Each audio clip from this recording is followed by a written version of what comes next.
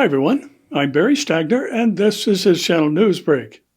Hong Kong's airport halted flights on Monday, blaming demonstrators for the disruption, while China said the anti-government protests that have swept the city over the past 2 months have begun to show sprouts of terrorism.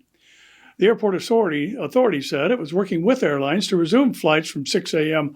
on Tuesday, but the developments raised the stakes sharply after a weekend of skirmishes during which both activists and police toughened their stances. The precise trigger for the airport's closure was not clear, since protesters occupying the arrivals hall for 4 days have been peaceful. Most of them had left shortly after midnight, but around 50 remain, discussing their next move. This is about our freedom, a 24-year-old protester wearing a mask, who gave his name only as you, told Reuters during the evening.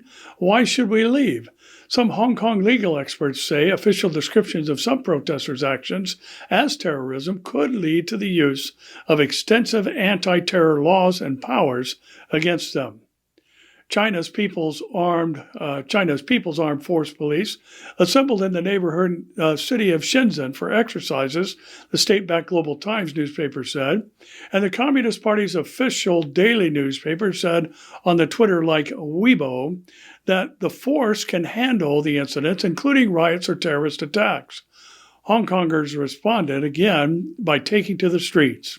Crowds picketed a police station, sang hymns. Hundreds of people returned to a subway station where police had hit activists with batons to protect against these heavy-handed tactics. The increasingly violent demonstrations have plunged the Chinese-ruled territory into its most serious crisis in decades, presenting Chinese leader Xi Jinping with one of his biggest challenges since he came to power in 2012. Hong Kong has come to a critical juncture, said Hong Kong and Macau affairs spokesman Yang Guang in Beijing. Protesters have been frequently using extremely dangerous tools to attack the police in recent days, constituting serious crimes with sprouts of terrorism emerging. The protests began in opposition to a bill allowing extraditions to the mainland for trial in communist-controlled courts, but have widened to highlight other grievances winning broad support.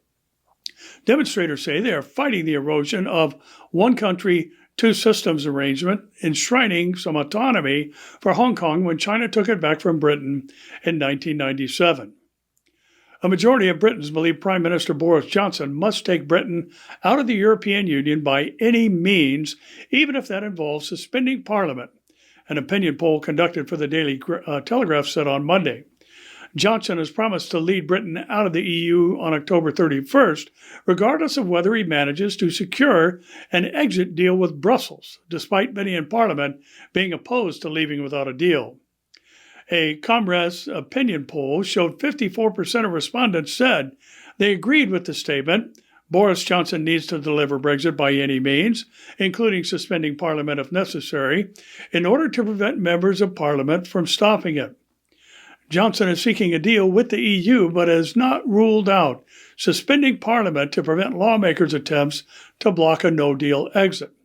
The poll showed 46% disagreed with the statement, and the result was based on the answers of 1,645 respondents after those who said they did not know their preference had been excluded. Well, we know the EU is going to be at the heart of the revived Roman Empire during the tribulation period, and we would expect to see them in the news in these last days, giving us today's reminder to keep looking up.